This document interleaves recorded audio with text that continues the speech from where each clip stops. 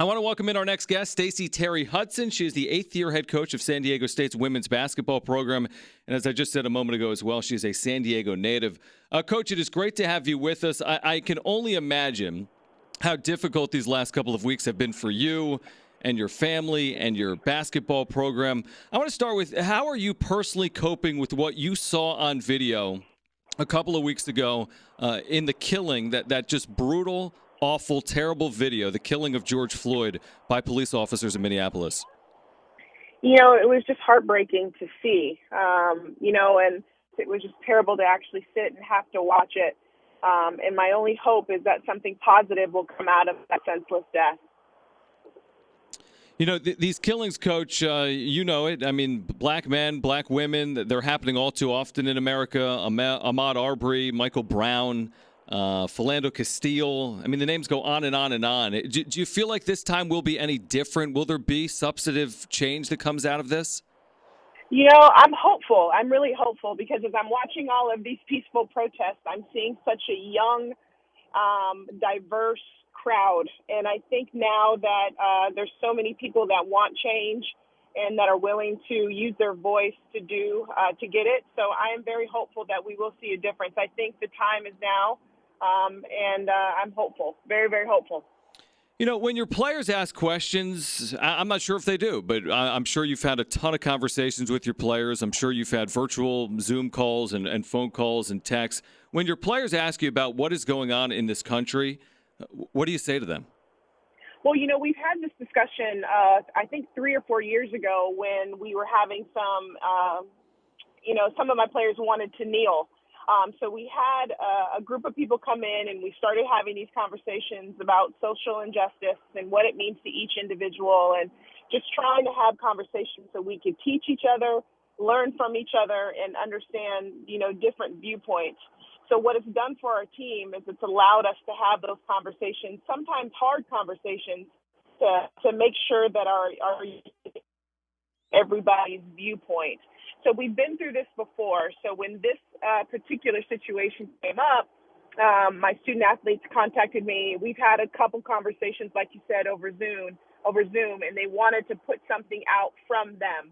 You know, you've seen what our athletic director put out, which is a fantastic statement. I've been talking about it in my social media platforms, but they wanted something to come from them. So they decided and constructed a beautifully written statement about how they just want to be better, our country to be better, and for them to be the ones to take the lead and make the change. Stacie Terry-Hutson joining us right now on Xtra 1360 against San Diego State's head coach of the women's basketball program. What's the overall feeling from your student athletes? Is it anger? Is it activism? Is it change? What are they feeling individually and collectively as a group? All the above. I mean, anger, sadness, hope.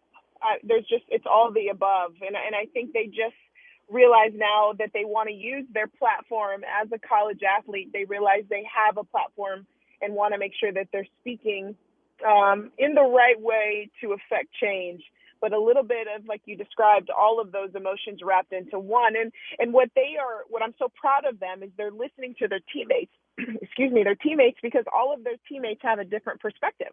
We have a very diverse team. We have African-American athletes. We have obviously white athletes, Hispanic athletes. We have a different blend of everybody. So it's been nice for them to just talk about it and understand each other's viewpoint and then all come together as a team.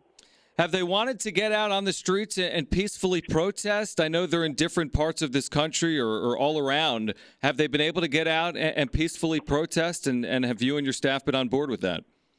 I am on board with that, as long as it's in a peaceful manner and they're staying safe.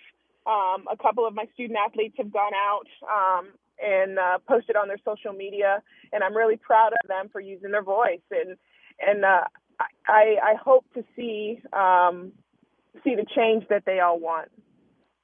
How much pride do you take in that statement that they put together? You can find that on social media. I agree with you. I thought it was a beautifully well-written statement. How much pride did you see in that when it was completed? Well, first off, I was so proud that they wanted to do it, and they came to me and they did it in the right fashion. Like, hey, coach, what do you think? Can you help us with this? So they were aware of making sure that they could get their voices heard, but also doing it in the right way. And then I think the most pride I took from it was that they were leading the charge, and they were challenging not only other student athletes, but our community to do the right thing. And that's what I was most proud of. And Stacie, Terry-Hutson joining us right now on Extra 1360. I saw, Coach, you tweeted the other day, quote unquote, please do not be neutral. Explain what you mean by that. And, from our listeners' perspective or from our perspective over here, how can we help make a difference? And what type of difference would you like to see people make out there in the community? Well, what I meant by that was, there's a lot of people that I think are not racist, but we need to take a step further and be anti-racist. So when we hear those comments or you see things that make you kind of, take pause, we need to speak and educate our family members or coworkers or whoever is saying those things, just so we can have that conversation. Because I think the more conversations we have, and sometimes they're uncomfortable conversations, but the more we listen to each other and talk about these issues, I think we'll have more empathy. And that's really all that I'm asking for. You may not understand it. You may not understand it all, but the empathy that some people are going through different situations and have different circumstances is what I'm after. I think it's extremely well said. How will sports help heal this country? Can sports play a large role? It's an interesting time, obviously. I mean, we have the pandemic where we don't see, team American sports being played right now. When we get back to team sports, will that help? I do. And coming from the athletic side, I think we all have a different perspective because, being on so many different teams and coaching so many different teams, I've just been around so many different people. I think there's a benefit to sports, obviously to college athletics, what we're teaching our student athletes outside of the field or the court, I think is just imperative. But I'm hopeful that we can get back to that norm of playing sports. It kind of gives us a release, but it also allows us to come together for a common goal, and I think that's important right now for our country. What's next for the student athletes and for your team? Again, we talked about the fact that the season essentially was shut down. Your season was over, but obviously the university went to virtual classes for the second half of the second semester this past spring. So what's next for the student athletes, and when do you hope to have them back on campus? We are doing everything in our power to make sure we can get them back soon, but we want to make sure that we're doing everything we can to keep them safe. So our administration, along with our government and the CDC and everything, we're coming up with a plan so we can get them back on campus and start training.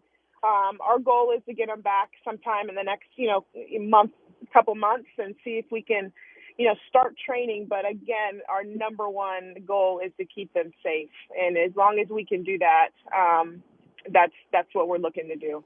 Some of our listeners may know this, others may not, but your husband is Justin Hudson, who is a longtime assistant, of course, here at San Diego State for the men's basketball program, currently the head coach at Fresno State. How has he been dealing with everything going on in the world, and how's it impacted your husband and his program at Fresno State?